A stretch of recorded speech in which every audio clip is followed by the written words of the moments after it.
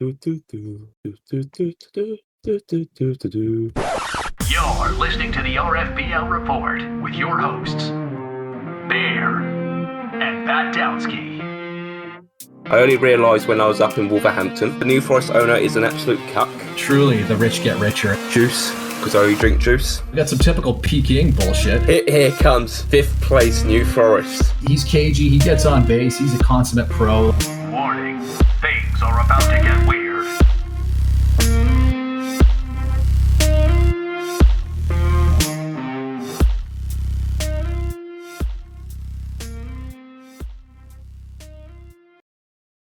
I wish this fucking cat did not treat the litter box like a play toy.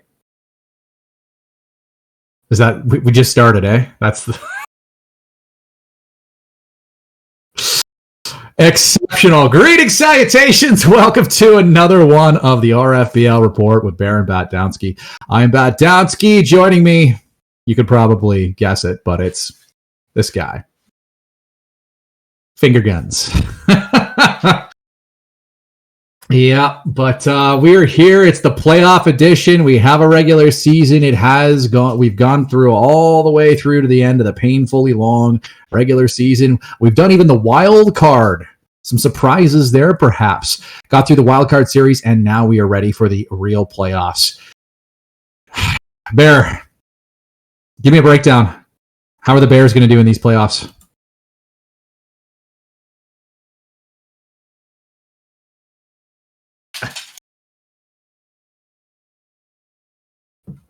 It's good.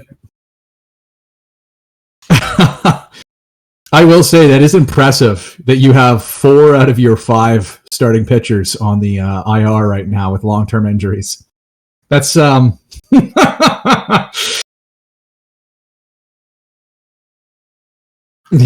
Well, I've had a season like that before, and I was fucking tilted. I was tilted, man. I was like, are you fucking kidding me? I think it was even maybe last year or something like that happened. It was like, oh, fuck off. Another one? All right. Savage me, Joel.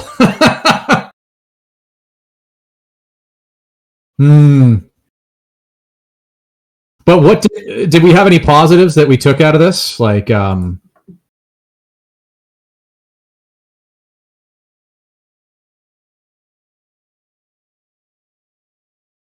Juan Flores, the former Swiss Army knife starter that injured his way into an elite bullpen arm.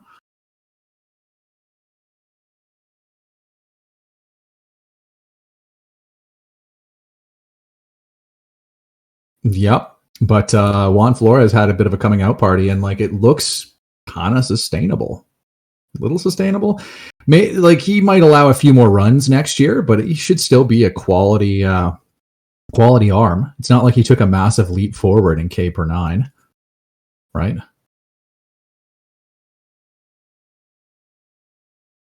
The walks.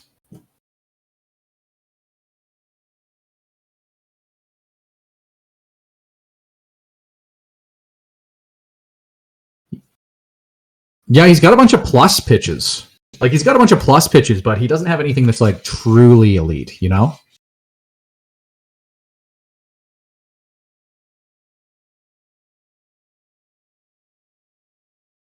Oh, yeah. There you go. Sorry, I was beating a cat. It's attacking stuff behind me. Yeah. This...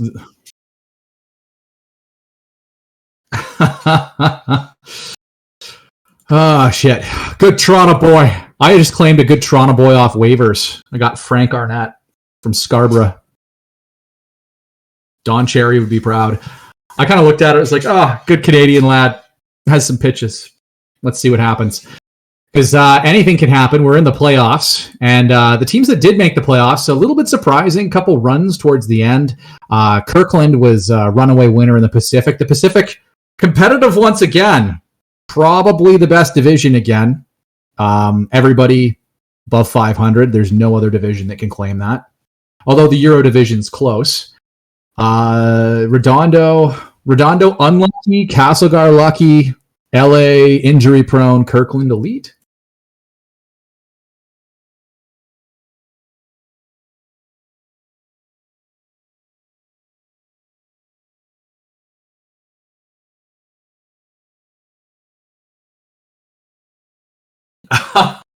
It just took the absolute bottom falling out of a few other, right?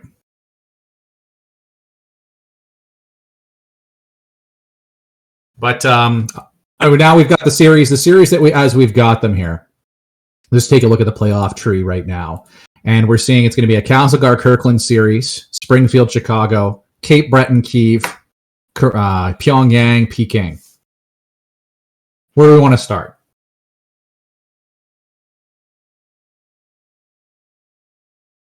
All right. So we're taking a look at the series, the Peking Pyongyang. Pyongyang, a surprise playoff attendee, I must say, but like it's kind of been fun. It's been a fun year for them. Yeah. It's typical Asian division bullshit, eh? But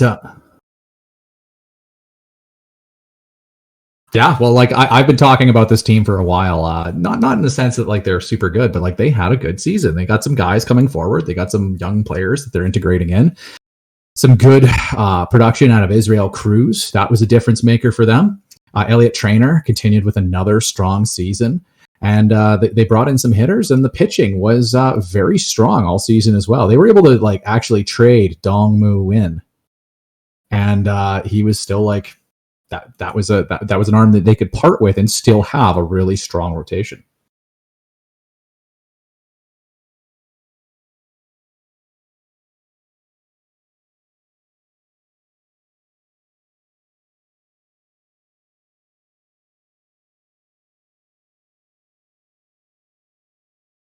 So here's the thing: is that like there were lucky elements, or there were like there were some good performances, uncannily good performances this season, but there's a lot of this team that's probably for real. Like they were quite effective at suppressing runs.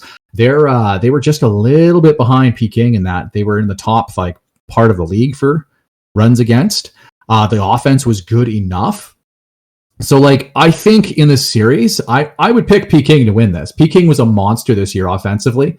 They had like absolute mashers just smacking the piss out of the ball constantly.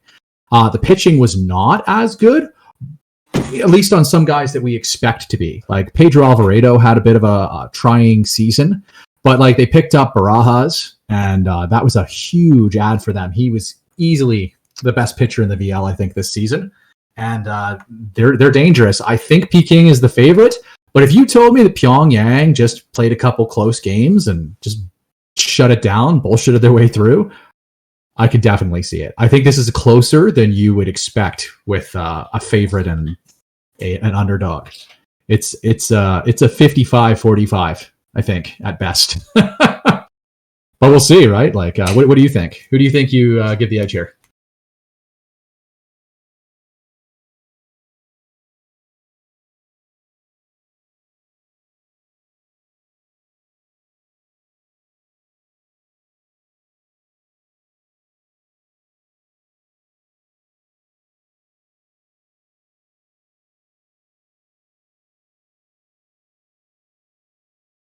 Yeah, but like Peking did have the season series as well. They won 8-6 season series. Like I especially they picked up Barajas, who was lights out.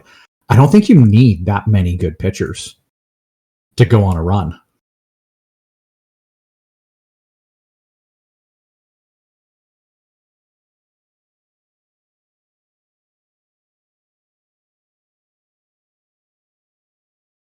Well, like I don't know that I have faith in a second Peking pitcher, but they all seem to have some upside.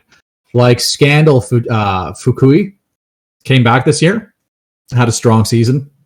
Pedro Alvarado did not. But we're talking about a guy that's won 2 Hollands in his career and has won 3 rings. Like, would I be surprised if Pedro Alvarado went out there and allowed 2 runs across 21 innings on a playoff run? No. But like they have some upside here. They have some upside, but I think Barajas is the guy that's the guy.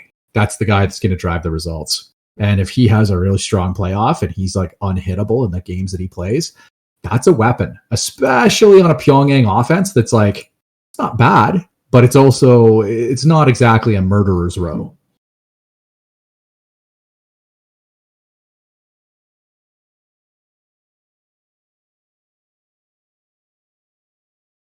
But they could, like, that's the thing, is each of those guys has the potential to shut someone down on a night. Like, there's a bunch of arms in the league where you can't say that they're a lock to win every night. Once in a while, they'll get lit up, or there'll be some games where they're like, okay, but like they can have a night. And there's been a few guys in the league like that. I think Pyongyang has had a lot of those guys where you're just like, I don't know how this guy had a 3.8 WAR season. Who is this guy? And it's just like some third rounder that he drafted, developed, played through, and he just had a good year. Like, who is Seong Ho Ki? He had a 3 WAR season. He was like a pretty good player for Pyongyang this year. He's 27, just had a good year. Like, Bluto is his nickname. Like, there's just some guys, and I think especially adding some of this, mixing this talent in, like Israel Cruz playing now. That dude raked this year. He had 37 home runs, 341 OBP. Like, he was really strong. He was a 5 WAR center fielder. That's pretty impressive. We'll see if Pyongyang can generate enough offense against this pitching staff to hang in there and let their pitchers kind of try to shut down the murderer's row in Peking. Because, like, they hit a lot of homers. They had 4 50-plus home run guys this year. That's alarming.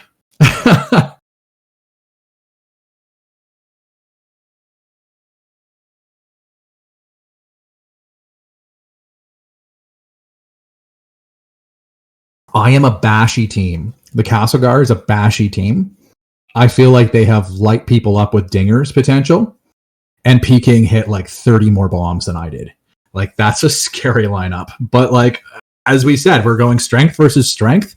We're going to see what the Pyongyang pitching staff, which was really effective this year, and what they can do versus the Peking hitters. I think it's close, but I think Peking probably is going to triumph. But yeah, that's going to be a tight one. I think that's a tight one. You agree Peking's going to win that? Yeah, 6 games. Good showing. Everyone being put on notice by the People's Republic. All right. Let's do the other one. Something of a mismatch.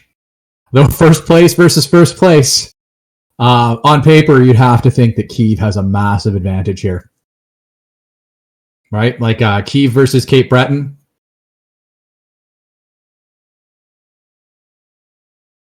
Love the Woodcucks.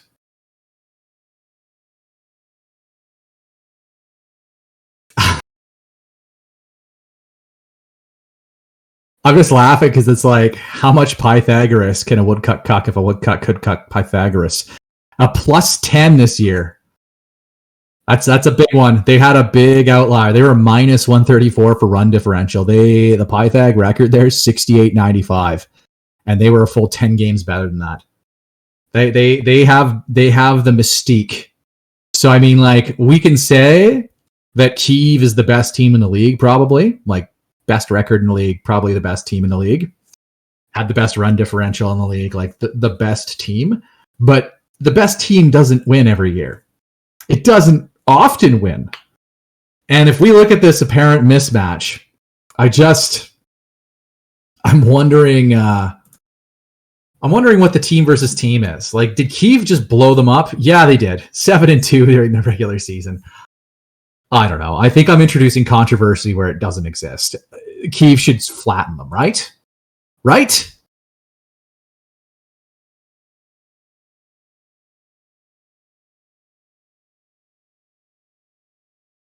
Oh no, stacking lefties.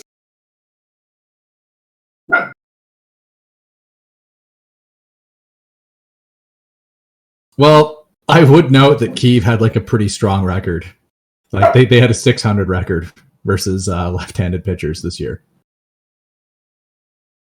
So I mean, like, they had a 700 record versus right-handed pitchers, but I mean, like, it's not that big a difference. It's not quite like some of those Springfield teams of yesteryear where they were like they won 80% of their games versus righties and 10% of their games versus lefties. Like, it's a pretty even split. I think we can just move on, can we? Like, is there a path to victory for the Woodcucks here?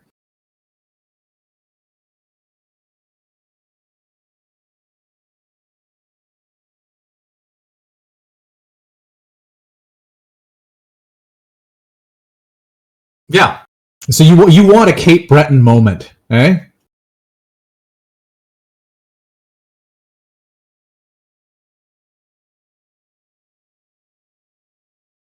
Yeah.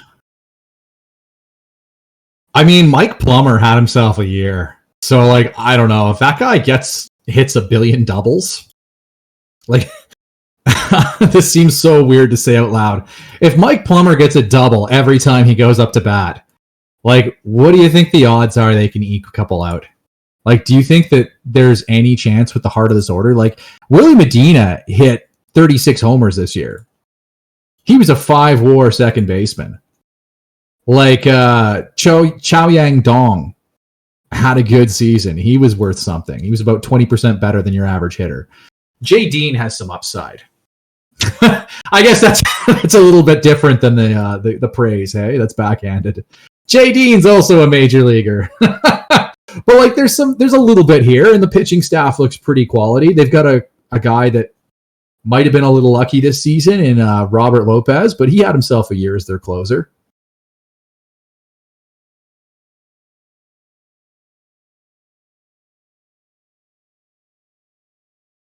Yeah. See? I would also note Kiev's best pitcher, Jose Flores, a rich man's Tony Rodriguez. He's out for the season, and his career may be like there could be some effects to his career. But so he is missing arguably his best or most important starter.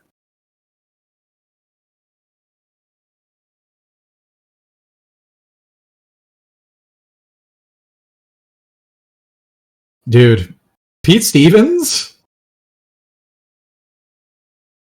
Pete Stevens pisses me off because he looks like every scrub that I've thrown out this year that gets like a 7 ERA. Like, just gets lit up. And this guy had a really strong year. It was worth 5 R-WAR. He's got like a 3.4 Sierra.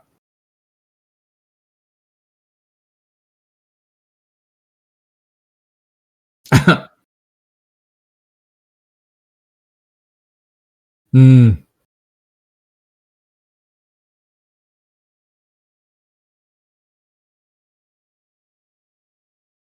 I just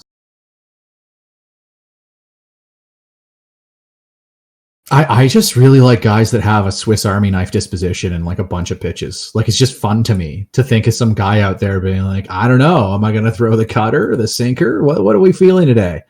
A curveball, a little slider?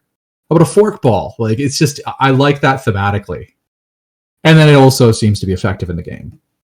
But for me, it's purely a stupid boomer brain thing where I'm like, more pitches, fun. But like, like we've seen Kevin Gausman, we've seen Robbie Ray, we've seen 2 pitch starters succeed in Major League Baseball. If those pitchers are sweet enough, there's a part of me that pines for Miguel Bautista and his 13 pitch arsenal. But I don't know. I'm looking.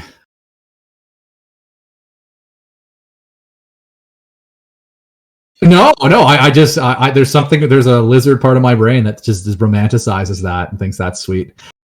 Kiev had a really good team, man. I'm looking at this, and it would take a drastic collapse, I think. And this is going to be the kiss of death. I'm sorry, but it would take a drastic collapse for Kiev to lose to Cape Breton.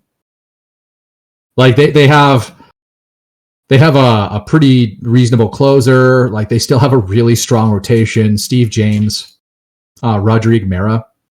They have Maverick as their 4 starter. So they throw out a couple lefties as well. They have guys with pedigree, like multiple Holland trophies on the rotation. Like, yeah. If Jose Flores wasn't injured, they would have 2 Holland trophies in their starting rotation. Mm.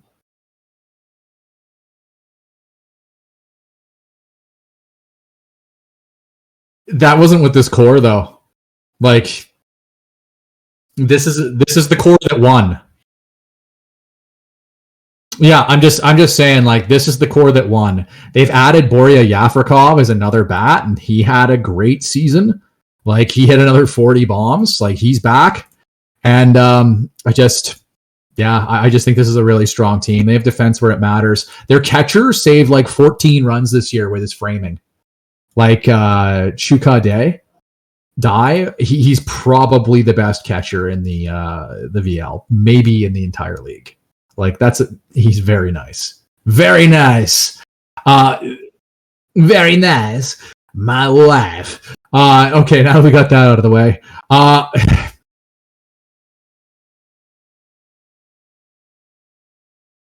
Keeve season. I think it's more of a Peking sucker punch than a Cape Breton sucker punch, if we're gonna call it. Like if Keeve's going down, it's probably to Peking. All right. Let's jump over to the other. What do we got? Sloths. Let's do this. Sloth time. I hate it so much. Let's see. Chicago Sloths, their regular season versus Springfield. You know, it was 4-5. Maybe the David versus Goliath thing isn't going to happen.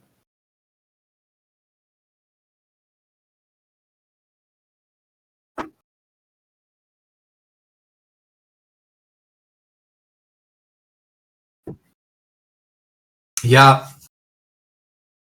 Picking up Orlando Rodriguez, O-Rod, was pretty nice. He's a really good pitcher.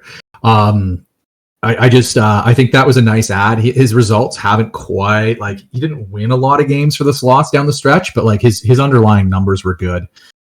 I just think that's another quality arm. He's a lefty as well. Juan Sierra is proving me wrong, actually having like another okay-ish season, but like at this point, Juan Sierra isn't necessary at the top of the rotation. I just see Gayasi. Gayasi was another, like, he could again win the Holland, or could win his first Holland. He led the league in wins, ERA, WHIP, quality starts, WAR. Like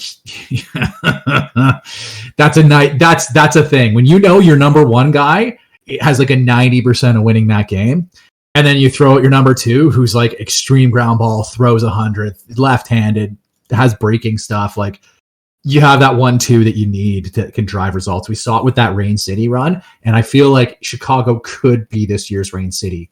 Could go for a run. They also have some guys who mash the ball. Ryan Frost, Martin Palmsvik, they had some monster seasons. Like, I think Ryan Frost is probably third on my MVP ballot. That's a great season. 57 dingers. What an animal. Yeah. I like this team a lot, actually. I think I made fun of them before a little bit just because of the unpredictability and unlucky, but like their team looks healthy. Their team looks good. They had good results all year. Some of the other guys kind of continued to prove something, and they made some key additions. So good on them. They look good. I think Springfield is maybe the best team in this in the CL, but like they're hurting. They'll be the first one to tell you. Sukwon Lee was last year's MVP, and he's out. He's not going to be here for the series.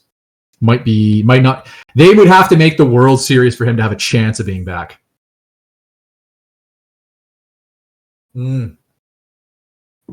Hashimoto, Looney Tunes. That's a big money guy. $35 million. And he's out too. Another 6 WAR season.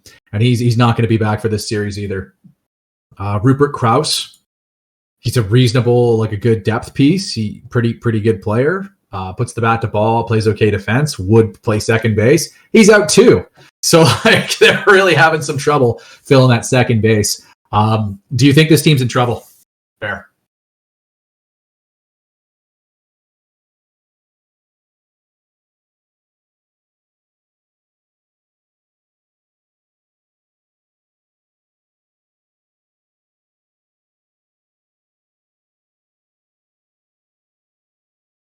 Yeah.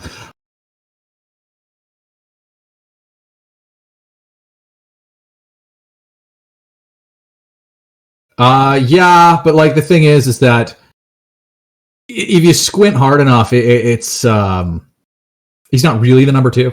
I don't think.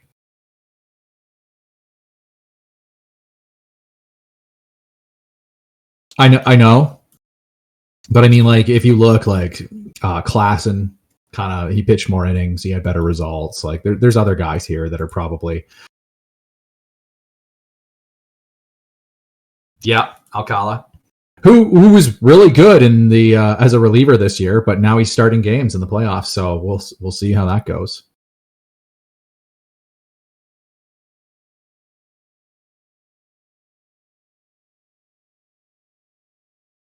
I mean, like Odwin Timmers has been good here before. Like there's some good pitchers. There's some good pitchers in on this team, and they still prevent runs. They still got some guys that can hit.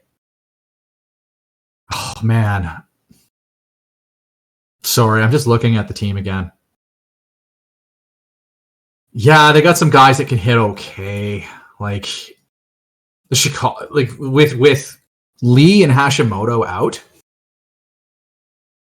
That stings. That stings. Arturo Velez is back and he rakes. So they do have guys who can still hit.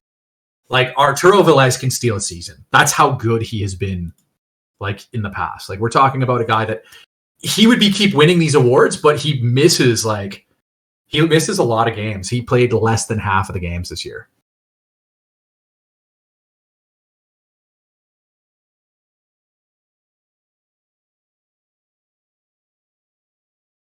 So I mean, are we gonna? Do we think that Chicago's got this?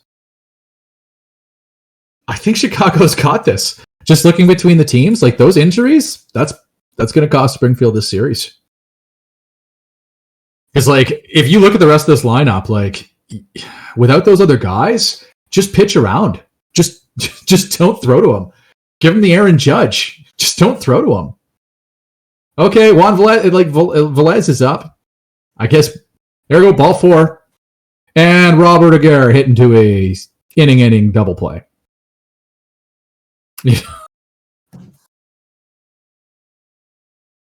Yeah.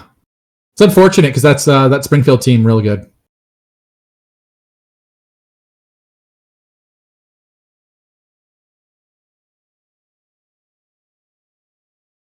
I will give credit though, like Robert Flaubert Van de Beek, he had one of the greatest seasons by a reliever in the history of the league. Like I think there have only been like you could argue it's the best. It's top 5 for sure.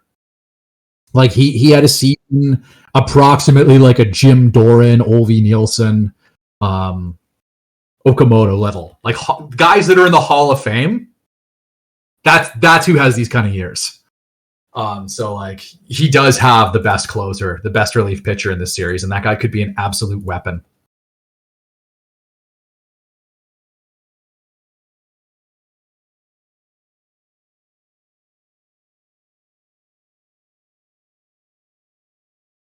Mm-hmm.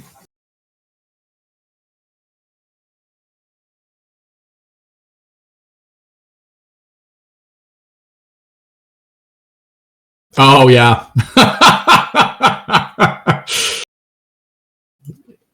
Yaisuke Kikuchi coming out to walk in the go ahead.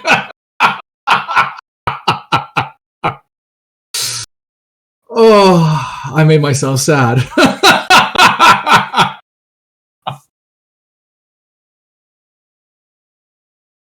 Oh well, what can you do?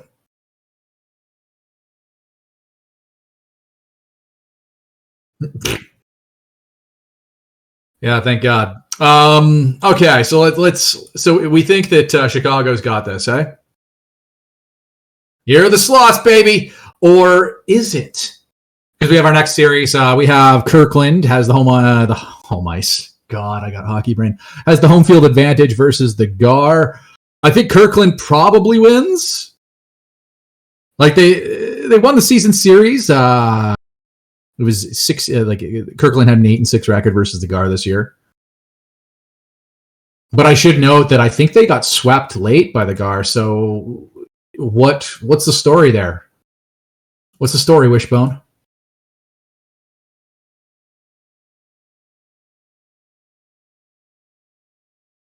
English, do you speak it? Yeah, okay. What are the stats? What do the stats say? What am I in for?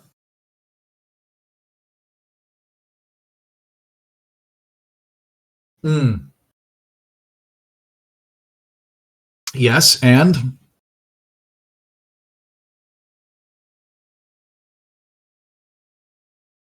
Mm.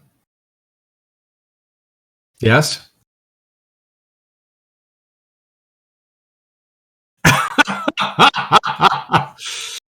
Yeah, it was an interesting year. I would say there's been a lot of personnel turnover. If you look at the rotation now versus where like the starter ERA is still the highest. I think that was buoyed by me staying with somebody trying to break through too long.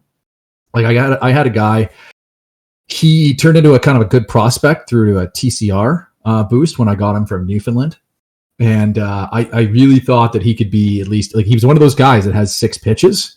I was like, he's good enough. He's like 50s across the board, 50s, 55s across the board. Like he could probably be a 5th starter. And that was incorrect. That was very incorrect. So like I left that a little long. Maverick was having another shit season for me. I don't know. I don't really know what the issue is there, but yeah, there's definitely a mismatch between these rotations and these bullpens. I think some of it may be like exacerbated by some untimely errors. I was looking at the amount of unearned runs, and there's so many. I don't think the guard defense is that bad, but it's not good. And then they make stupid errors. Like I've truly built the Toronto Blue Jays. The bullpen should be good on the aggregate, but any given night they could fucking take a low leverage situation and blow the game. I watched in the final month some games where they blew a 9-run lead. Like, if yeah, but I mean, like by the same token, like Ambrosia Alagna, Dirt Dog, he had himself such a good year. He was 3.4 RWAR. Like he was really effective this year as a relief arm. Really, like his numbers kind of remind me of Anthony Bass, actually. Not to invite that, but I just mean like that's this bullpen. They over time are reasonably effective. Same thing with the rotation. Like any night, Dong Mu Win could win the game. He was very effective. He could also walk 9 batters and get pulled in the 3rd. Like this is dice roll pitching. And I think that's clearly an advantage to Kirkland. Like, mm-hmm.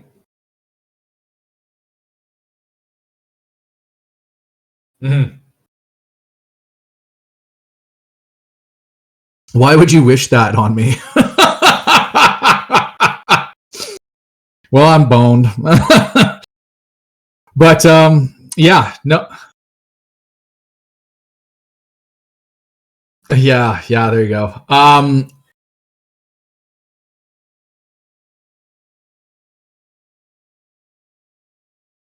I think Kirkland has a clear advantage here. Like it's a better team.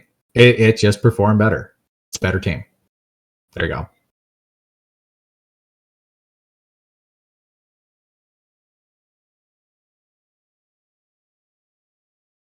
Well, here's the thing. They do have good.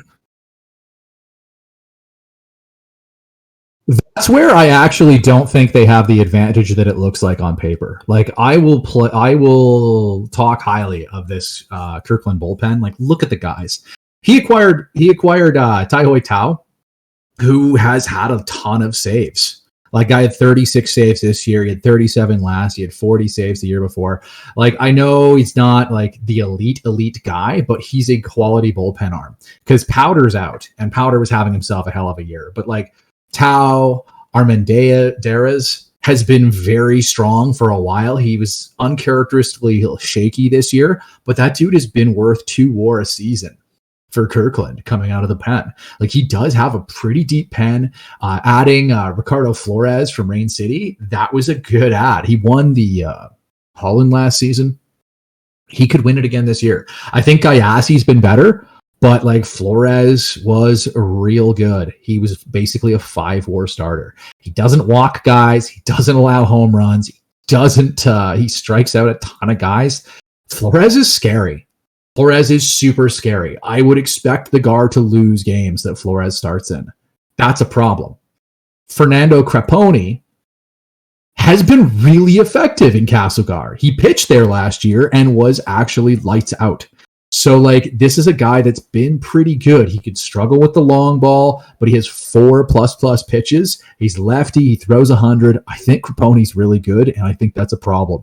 Kirkland's rotation looks really solid when a guy like Luis Martez would probably be the number one pitcher in the Cowscar rotation.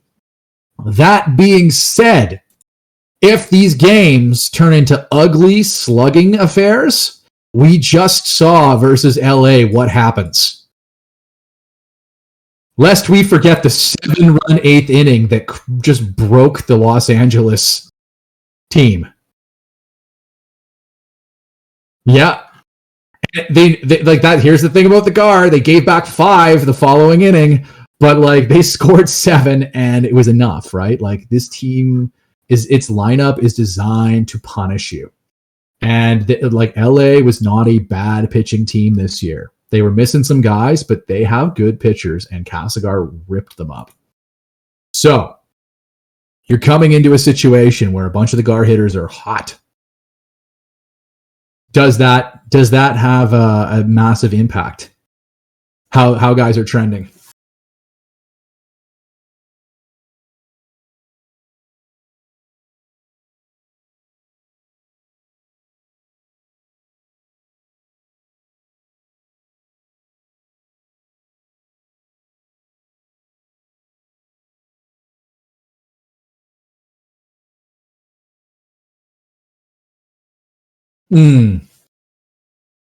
Nope. No, we don't. But I mean, like, Steve Beasley, like when we start looking at some of the overall season numbers, Steve Beasley missed 50 games this year, right? Like Steve Beasley was out for a bunch. Brian Quinn missed 30 games. Like some of these guys missed some time. Miguel Gomez missed 130 games. Like some of these Gar hitters that have been quite good were missing considerable time. So, like, I'm just wondering if maybe this offense is one of those lineups to be scared of. But, like, I still think Kirkland probably takes it. I think pitching wins, and the gap between the pitching is much greater than the gap between the hitting. Even if you buy into my premise that the Gar has maybe a better lineup.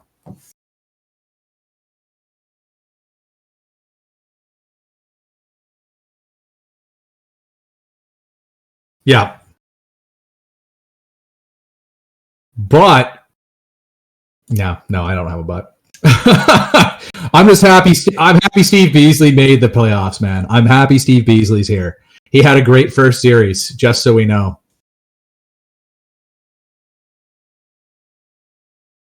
Oh, they're screwed. They're screwed. That's the kiss of death.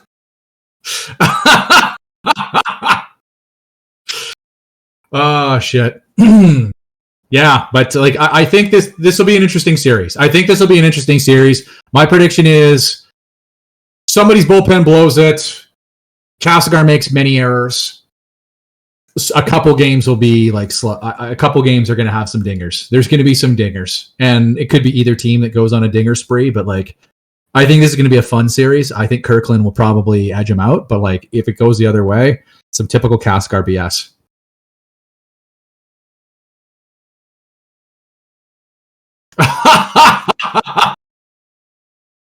No way.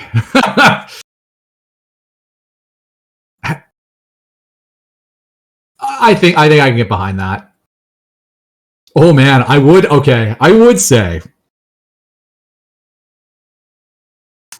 say that historical postseason record is Castlegar 8, Kirkland 2.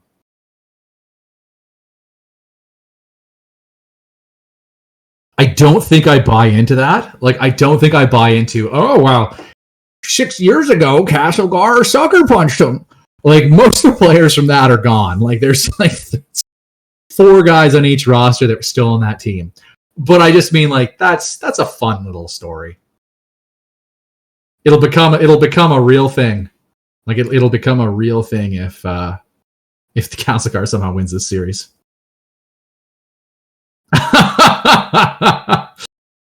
Yeah, so we think what? We think Chicago, Kirkland, Kiev, and Peking? So we're taking the presumptive favorite in 3 out of 4 series. That's ballsy.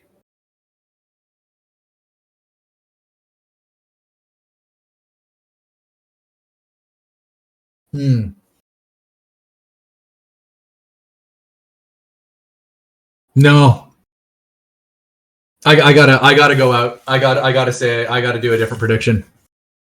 Right? I can't have just everybody winning. Pyongyang, yeah.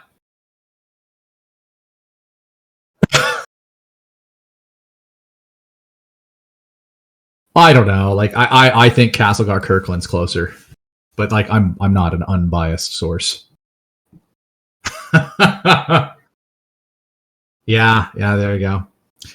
But I'm excited to see what happens. Like this season's been an interesting season. There's been some real interesting results, some wild swings. Like I will note that Castlegar's +8 on Pythag. They've had a weirdly good 1-run record. Like, is it a Castlegar BS here?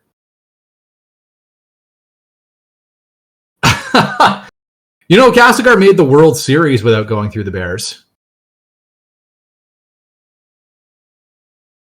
They took Peking to 7 games. I just mean, like, it was a pennant for me because I got the most possible playoff income I could.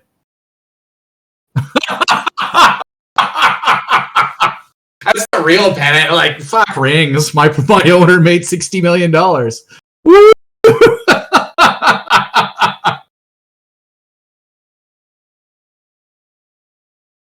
Womp womp. But anyways, I think we got some reasonable predictions here. If you disagree, then yeah, I'm sure you'll tell me. Yeah. But thanks for coming out, joining me, sir, and good luck in the playoffs. Thank you. Maybe next year. I feel like the Bears are like a piece away. One piece at a time. Like, I mean, if you get 4 starting pitchers back, like that's 3. I mistook Tanaka for Matsuda. Yeah, so if you get 3 starting pitchers back,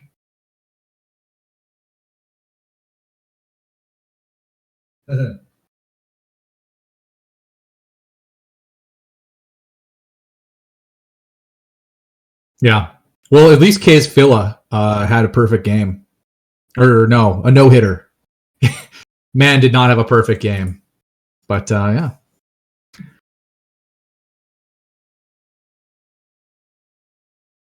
So if I were a Bears fan, like in this hypothetical world, it's 2048. I am a New Forest fan. What is the hope that I'm clinging to?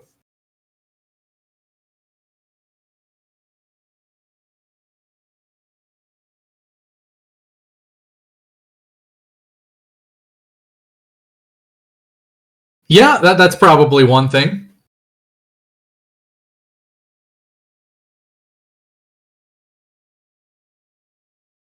Some more draft picks going out. Yeah, draft smash. Oh no! When you traded Wally, he had such a good year. Bear. He was 5 WAR. Oscar Ramirez was 0 WAR. No. Oh shit. Chris Matthews had a really nice year in AAA, so like that's a thing. And Luis Diaz was horrible.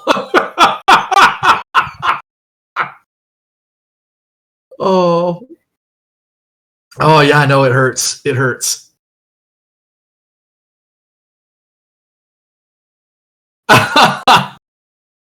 Oh Jesus. Yeah, well, that's the Bears for you. But honestly, it's a young team. There's reason to think that they'll be better with better pitching that's healthy next season. You got some prospects coming up, or did you trade them all?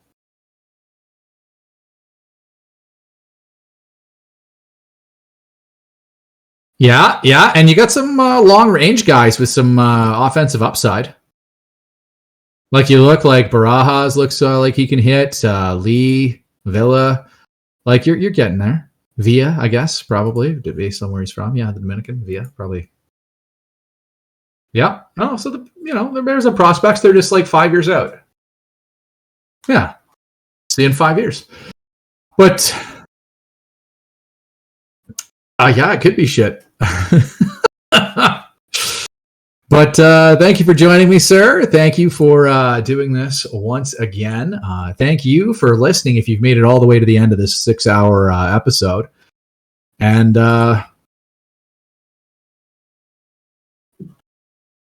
yeah, I'll be real. Like, yeah, I just kind of wanted to keep it brisk.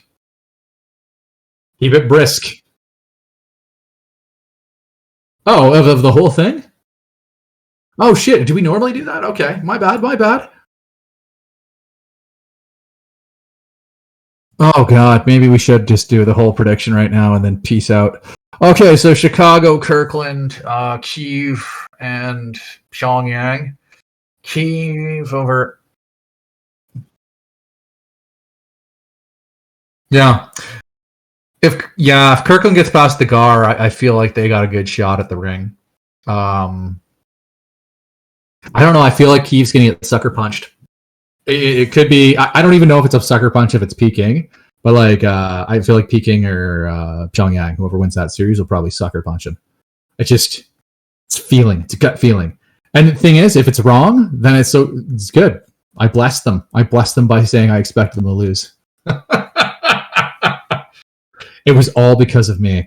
I feel good things for Kirkland. Again, if they get past this like division rival here, then like I feel good things. Chicago could get like. I think this is it's a free World Series. No, I think this is a good year. There's a lot of parity. There's surprising parity in the league right now. A lot of the worst, or the teams that have been pretty generally bad, have been like adding, and I think there's more parity as a result.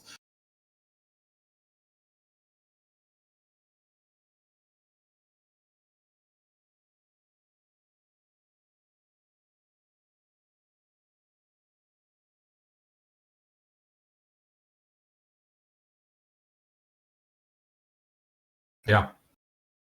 I mean, it's just like, I just look around and there's no teams that I think are super terrible. Like Montreal had the worst record in the CL, and I don't think that's a terrible team. I don't think they were the worst. Like, obviously they traded some guys out at the end, which kind of tanked that a bit.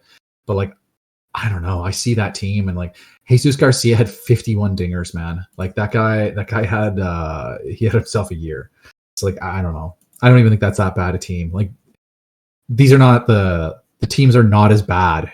Like Hannibal has come up quite a bit too. Like Antonio Brando has turned into a quite good hitter.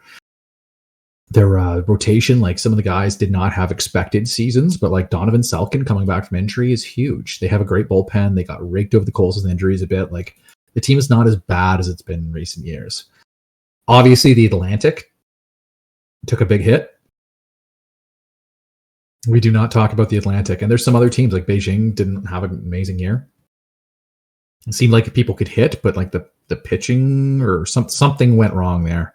I don't even remember. I don't know what happened. Yeah. Yeah. But I mean, like that team should probably be better, but like they got squeezed. It was an interesting year for performance, but I think there's a lot of parity. Like Newfoundland is probably the team that you say that's the worst team. An old friend of the show, Jung-Hoo Kim, still amazing. Had another 40 home run season. Yeah. And Stu Zufelt got his arm torn off this year. So that trade not looking amazing. It doesn't just happen to you. It doesn't just happen to you, Bear.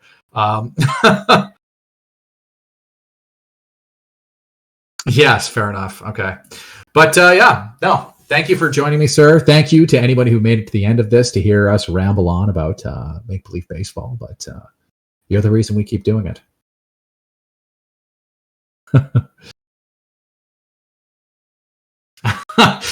That offer is not open to everybody. Godspeed. This has been the RFBL Report with Bear and Batdowski. To find out more about the RFBL, including stats and history, you can go to statsplus.net/RFBL. To find more episodes of the RFBL Report, you can go to Apple Podcasts, SoundCloud, Buzzsprout, and YouTube.